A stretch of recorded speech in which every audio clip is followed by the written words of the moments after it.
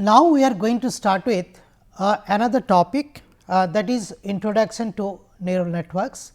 So, we are going to enter another region that is artificial neural networks.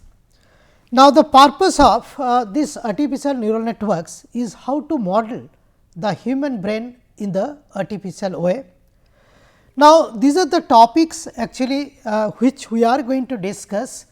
So, at first I will give a brief introduction on working principle of a biological neuron, and I will try to design the artificial neuron based on the working principle of the biological neuron. And after that, so we are going to discuss like how to design one artificial neural networks which consist of a large number of neurons. Then we will be discussing the principle of supervised and unsupervised learning, and at the end we will try to define like what do you mean by incremental and batch modes of training. Now, let us start with actually the biological neuron. Now, before that let me tell you that the concept of neural networks actually that was proposed in the year 1943 by Makla and Pitts, and here actually what we do is we try to copy everything from the biological neurons or biological nervous system. Now, if you see the biological nervous systems, it consists of a large number of neurons, and these neurons are working in parallel. Now, the average human brain contains approximately 10 raised to the power 11 neurons, and of course, it varies from person to person, and these neurons are working in parallel, and that is why our brain is a highly complex parallel computer. Now, let us see the working principle of a particular the biological neuron. Now, if you see a biological neuron, it consists of in fact a bush of thin fibers, and those are known as dendrites. So, these are nothing but the dendrites, and then we have got one long cylindrical fiber, and that is called the axon. So, we have got this particular axon, and we have got the cell body or the soma, and of course, we have got so this particular the synapse. Now, let me explain the working of each of these particular components of the neurons. For example, say, so a particular neuron will try to collect information from the neighboring neuron. Now, this neighboring neuron could be here. Now, it will try to collect information of from the neighboring neurons with the help of these thin fibers. Those are nothing but the dendrites, and it will collect all such information and in the cell body or the soma. So, here the information will be collected, and this particular collected information will pass through the axon, and then it will go to the junction between. So, this particular neuron and the next neuron, and that particular junction is known as actually the synapse. So, a biological neuron consists of dendrites, it has got axon, it has got cell body or soma, and it has got this particular the synapse, and the junction between the axon and the cell body. So, this is known as the axon hillock. Now, what happens? So, the information will be collected from the neighboring neurons with the help of dendrites, and it will be collected here, then it will pass through the axon. Then here actually in the synapse there will be actually some sort of transfer of information. Now, in biological neuron, the transfer of information takes place through the difference in ion concentration. For example, there is a difference of sodium ion concentration, potassium ion concentration, and due to this particular sodium ion and potassium ion concentration, some part of the information, the collected information will be passed to the next neuron through this synapse. So, this is the way actually one biological neuron works. Now, in an artificial neuron, the same working principle has been copied in the artificial way. Now, let us see how to copy this particular principle in the artificial way. Now, just like our biological neuron, so it collects information with the help of dendrites. So, these are all collected information. For example, say I 1, I 2 up to say I n. So, these are all inputs. These inputs are nothing but the collected information, and these inputs will be multiplied by the corresponding the connecting weights, that is denoted by your the W. So, W is going to represent actually the connecting weights. So, what we do is we multiply. So, a particular input with its corresponding connecting weights. So, we try to find out I k multiplied by W k j, and we just sum them up. So, all such things are sum them up. So, here this summed up value is going to enter, and we add some bias value, that is your B j is a small value. So, that particular bias value is going to be added here. So, I will be getting, so this particular u j, and this u j is nothing but your summation k equals to 1 to n I k, then comes W k j plus your B j. So, this is nothing but is your u j. Now, if you remember, so this particular u j as if it is passing through the action of the biological neuron. So, this u j, let me repeat, is u j is going to pass through the long cylindrical fiber, that is nothing but the action, and then it will go to the synapse, and in the synapse there will be some transfer of information, and here actually this is going to represent the synapse of the biological neuron, and that is nothing but here we have got one activation function or the transfer function.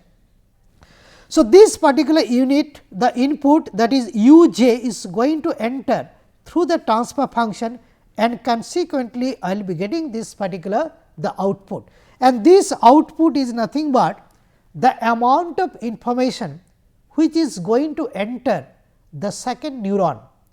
So, this is the way actually we pass the information in biological nervous system from one neuron to the next neuron, and the same thing actually it has been copied here in the artificial way in the artificial neuron. Now, this indicates actually the summing junction, and this is almost similar to your the cell body or soma of the biological neuron.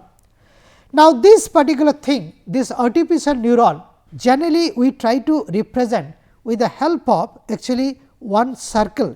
So, this circle is going to represent one artificial neuron, and this circle has got two compartments. The first part we have got u j, that is nothing but we have got the summing junction, and here we are going to add this particular the bias value, that means this is nothing but u j. Now, this u j is going to pass through the transfer function, and the transfer function is here, and as it passes through the transfer function. So, I will be getting this particular output, that is denoted by O j. Now, actually to represent this artificial neuron, generally we use this type of circle, and there are some inputs coming. So, these are all inputs, each of the inputs will be multiplied by its corresponding the connecting weights, the bias value will be added, you will be getting u j, u j will pass through the transfer function, and consequently I will be getting this particular the output. This is the way actually we get the output for a particular neuron from this input. Now, so this is the way actually one artificial neuron works, and it has been copied from the biological neuron. Now, if you see the literature, we use different types of transfer function. For example, say we use some sort of the hard limit transfer function. We also use some sort of linear transfer function. We use sigmoid transfer function and Tan-Sigmoid transfer function. Now, here actually I am just going to explain each of these particular transfer function. So, this indicates actually the hard limit transfer function. Now, let us try to understand what do you mean by this hard limit transfer function. Now, if you remember, the input for the transfer function is nothing but u and output is nothing but o. Now, the output will become 0.0 if input u is found to be less than 0.0. That means, if it is negative, if the input u is negative, my output will become equal to 0. Otherwise, the output will be actually 1.0. So, for this type of transfer function, there are two outputs, it is either 0 or it is 1.0. So, this type of transfer function is known as the hard limit transfer function, and this type of transfer function we use in fact in a special type of neuron, that is called the perceptron neuron. So, we use this type of hard limit transfer function in perceptron neuron. So, this is the way actually this hard limit transfer function works. The next is the linear transfer function.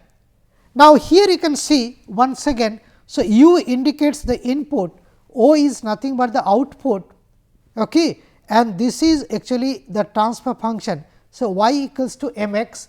So, y equals to say m x straight line, and here let me consider m is equals to say 1.0. So, if y equals to if m equals to 1.0, so this becomes y equals to x. That means, this particular angle is your 45-degree angle. That means, output is nothing but the input. So, o is equals to u. So, y equals to x. So, the output is same as actually the input, and this type of transfer function is used in linear filter. So, we use this type of transfer function in linear filter. Okay. And if I use y equals to m x, I can also find out what should be the optimal value for this particular m.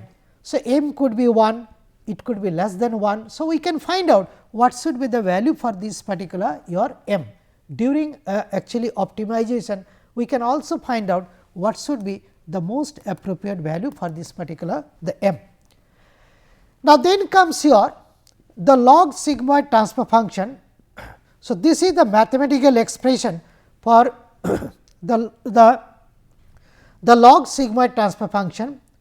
Now, here o is nothing but 1 divided by 1 plus e raised to the power minus a u. Now, a is actually the coefficient which decides what should be the slope of this particular curve. Now, if I take the higher value of a, this particular curve will be very steep, and if I take low value, I will be getting some sort of flatter distribution for this particular the log sigmoid transfer function. Now, let us see what happens if I consider u is equals to 0. Now, if I put u equals to 0, so this will become 1 divided by 1 plus e raised to the power 0, and that is nothing but 1. So, this is 1 by 2, that is 0.5.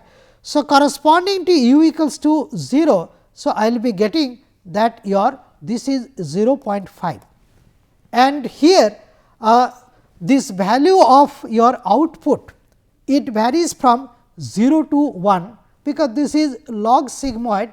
So, it cannot be negative. So, it varies from 0 to 1, and this is actually a nonlinear distribution for this the transfer function, and this is very frequently used in artificial neural networks. Now, then comes the Tan-Sigmoid the transfer function. Now, for this particular Tan-Sigmoid transfer function, so this is the mathematical expression, that is output o is nothing but e raised to the power a u minus e raised to the power minus a u divided by e raised to the power a u plus e raised to the power minus a u. And once again, a is going to decide what should be the slope of this particular the distribution. So, the higher the value of a, the steeper will be this particular curve, and vice versa. And supposing that if I put say u is equals to 0, if I put u equals to 0, so the output O will become what? This will become your e raised to the power 0 is 1 minus e raised to the power 0, that will become 1, and here I will be getting 1 plus say 1, and this will become equal to 0.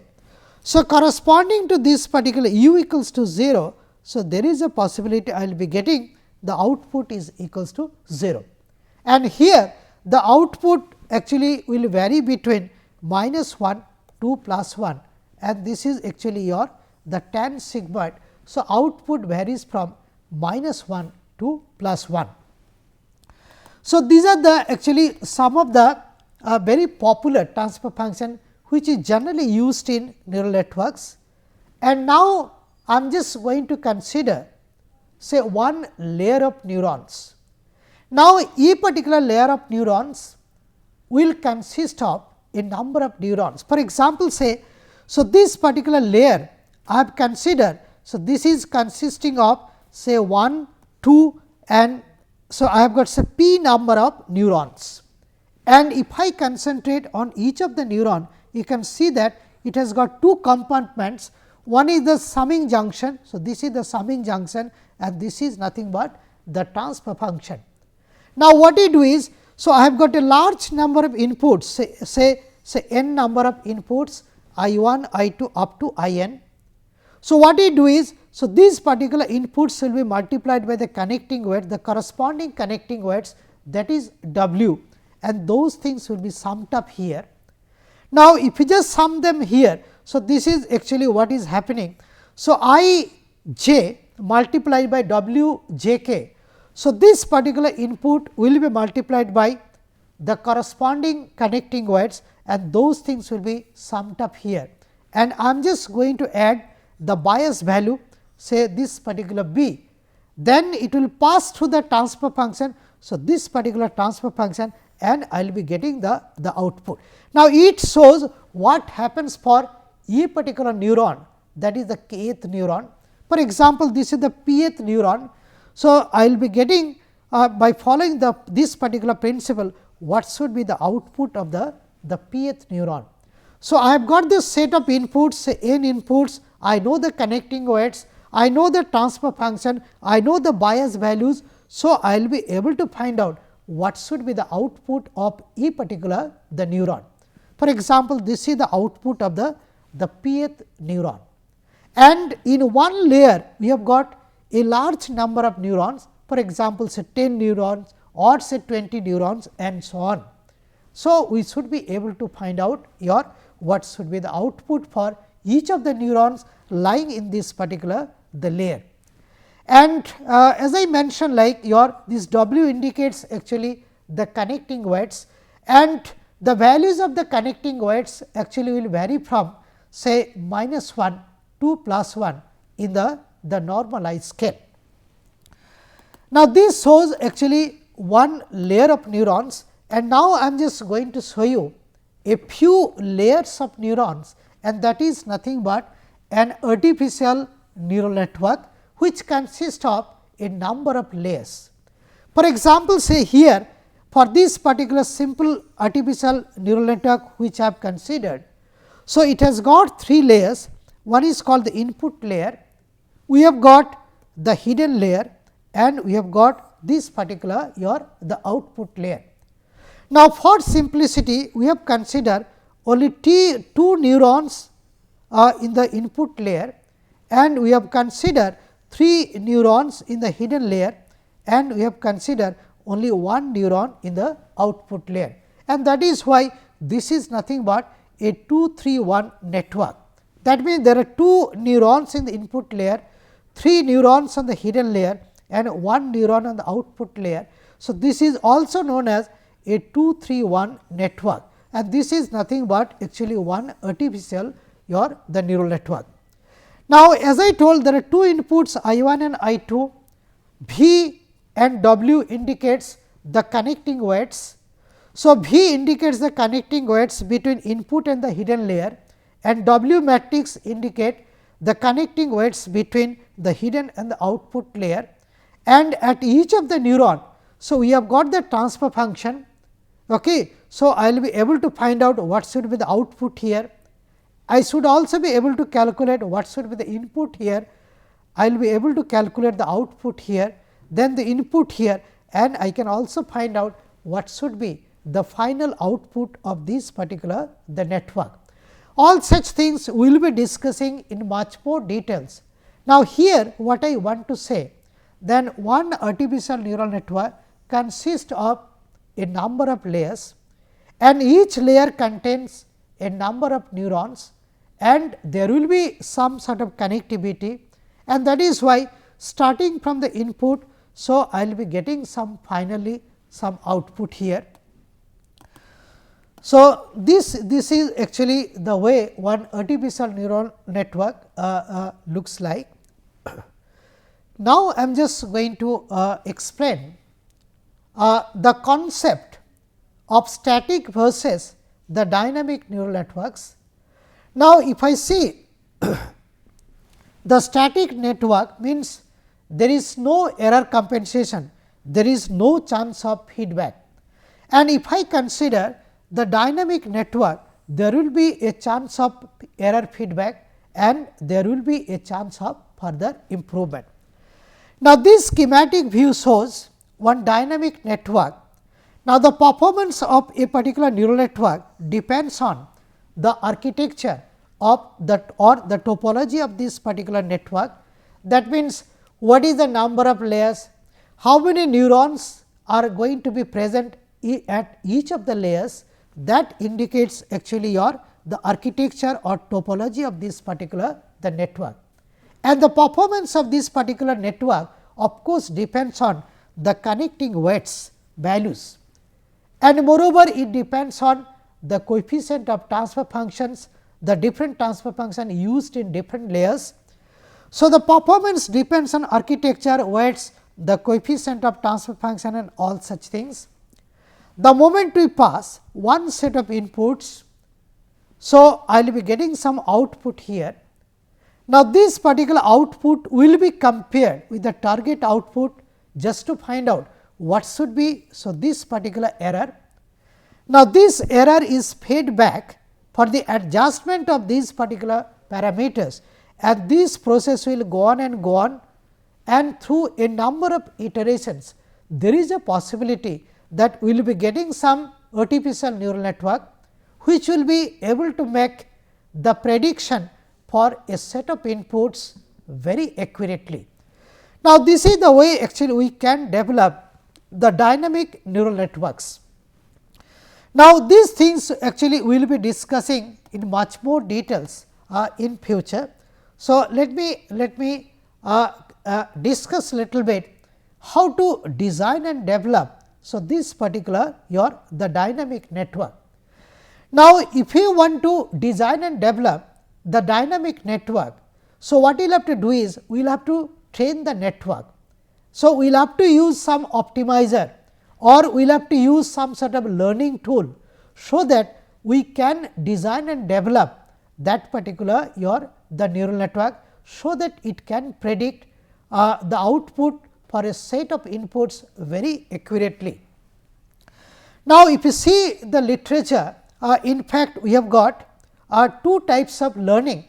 Now, one is called actually the supervised learning, and another is called in fact your unsupervised learning. Now, if you see the supervised learning and the unsupervised learning, so we will just try to find out the difference between the supervised learning and the unsupervised learning. Now, the supervised learning is also known as learning with a teacher. Now, if the students make mistake, the teachers are there to make them correct, and actually there will be some sort of feedback and there will be some sort of error compensation, and due to this error compensation or the feedback, so there will be actually some sort of the supervised learning. Now, actually what we do is in supervised learning, for a set of inputs we calculate the output. Now, this calculated output is compared with the target output to find out what should be the error. Now, this particular error is fed back for actually the adjustment of the parameters of the network. So, that this particular network can predict as accurately as possible. So, in supervised learning actually we have got the provision for error compensation, we have got the provision for the feedback, and that is why. So, this particular the network which will be trained using the supervised learning will become more efficient and more accurate, I should say. On the other hand, we have got some sort of unsupervised learning. Now, for supervised learning what we need is some well defined training scenarios, some known input output relationship. Now, if we have got some pre collected input output relationship, so we can carry out supervised learning with the help of that particular the training data, but supposing that we do not have the training data. Now, if we do not have the training data, then how to find out? So, this type of the network which will be able to predict as accurately as possible. So, we are in trouble. Now, to solve that particular problem, actually what we do is we use the principle of your unsupervised learning, and that is nothing but the learning without a teacher. Now, here actually we use the principle of competition, and through the competition one winner will be selected or declared. There will be cooperation with the between the winner and the surroundings, and there will be further updating, and through this principle of the competition, cooperation and updating, in fact, we can implement the unsupervised learning or unsupervised training to the network. Now, these particular things, in fact, both supervised as well as unsupervised learning will be discussed in much more details later on. So, in this particular the course. Now, if I concentrate for the time being little bit on supervised learning. So, if you see the literature, so we have got two types of training used in supervised learning. Now, one is called the incremental training and another is called the online incremental training, another is called the batch mode of training. Now, this incremental training is also known as the online training. Now, let us try to understand the principle of your incremental training or the online training. Now, to understand this, let me go back a few slides back. Let me concentrate on this particular side little bit. Now, here actually what I do is during the incremental training. So, what I am doing? So, I am passing say one set of inputs. Now, depending on the connecting weights, the coefficient of the transfer function or the nature of the transfer function. So, I will be getting some output here. So, output will be calculated. Now, so this particular calculated output will be compared with the target output denoted by T, and we will try to find out the error. So, by comparing, so the target and this particular calculated output, so we try to find out so this particular error. Now, based on this particular error, so what we do is we try to go for the feedback circuit.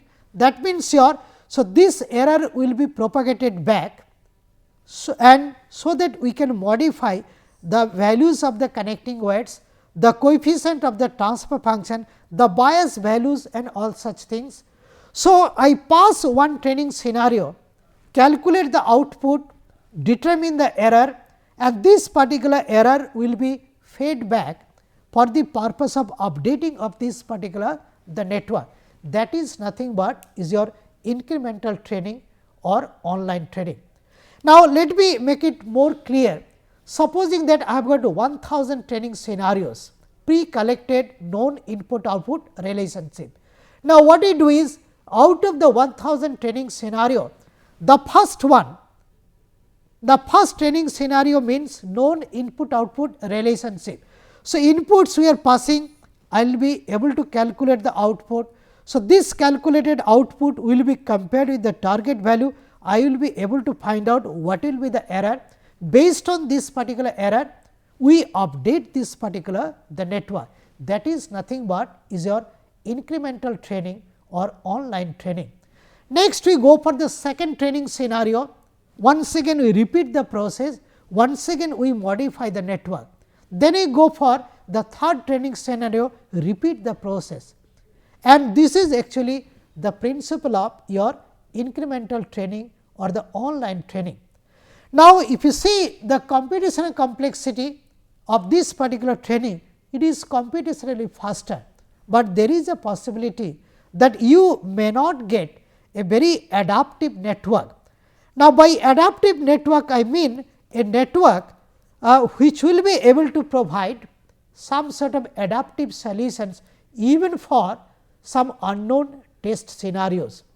So, if I follow the incremental training or the online training, we may not get a very adaptive network, and but its computational complexity is much less.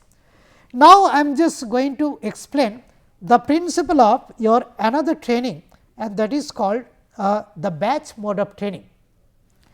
Now, let me take the same example that I have got a set of 1000 training scenarios, like the known input output training scenario. Now, out of 1000, the first one I pass through this particular network and I will be getting some output. So, you store that particular output, and this output you compare with the target output of the first training scenario, find out the error, and this particular error actually you save it. And then you go to the second training scenario. So, once again I am going to pass the set of inputs corresponding to the second training scenario, and I will be getting some output. This output will be compared to the target output, and I will be getting some error. Supposing that corresponding to the first training scenario, say I have got some error. So, that is say denoted by E 1, corresponding to the second training scenario, the error which I am getting say E 2, and I am passing all the training scenarios. So, supposing that I am passing say the 1000 that particular your training scenario. So, I will be getting this particular error. You find out the average error, that is E bar, you sum them up divided by 1000, that will become your average error, and based on this particular average error you update the network only once. That is actually the principle of your batch mode of training or the offline training. And once again let me repeat that in batch mode of training, so this particular updating of the network is done after passing all the training scenarios, and based on the average effect. So, we are going to update this particular the network, and as you consider the average effect while updating the network, there is a possibility that this particular network will become very adaptive.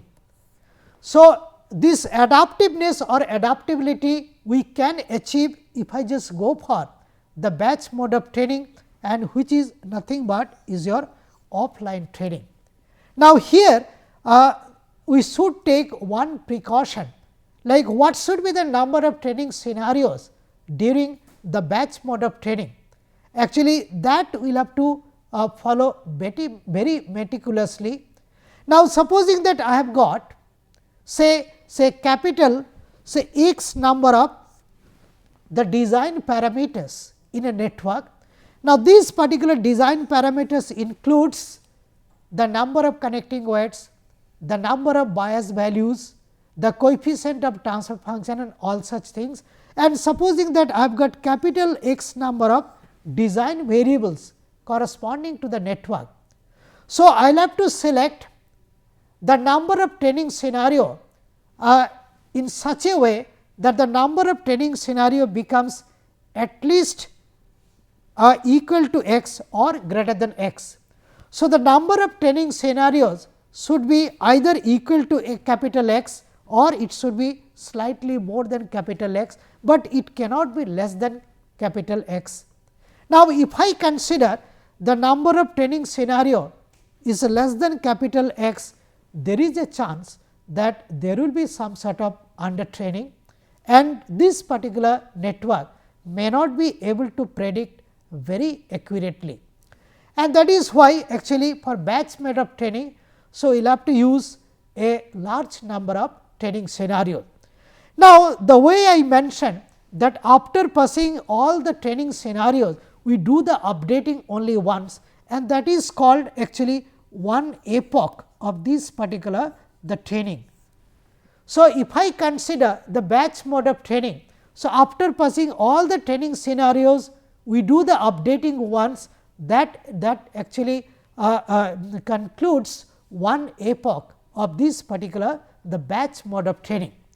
So, this is the way actually we implement the batch mode of training or the offline training.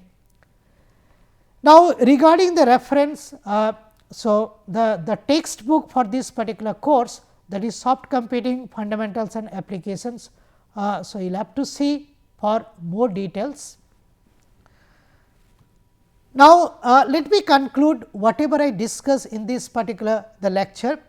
Actually, we started with the working principle of one biological neuron, and we tried to design one artificial neuron, just copying that particular the functions of or the working principle of that particular the biological neuron.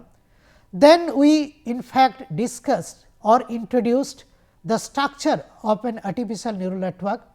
We discussed the principle of the supervised and unsupervised training, and these things will be discussed in much more details in future.